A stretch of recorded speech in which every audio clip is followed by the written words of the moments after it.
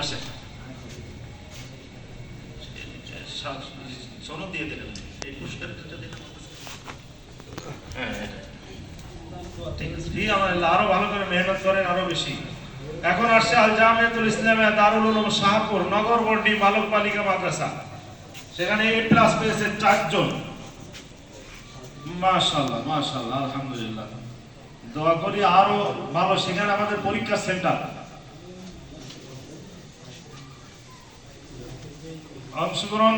এবার পুরস্কার পাচ্ছে দারুস সুন্নাহ হিফজুল কোরআন নুরানি মাদ্রাসা চৌগাছা, হাফেজ মোহাম্মদ বিলাল হোসেন। আলহামদুলিল্লাহ, আমার বিলাল ভাই অনেক মেহনত করে। গতবারও যশোর জেলার মধ্যে ওই মাদ্রাসা এক প্রকার ফার্স্ট হয়েছে।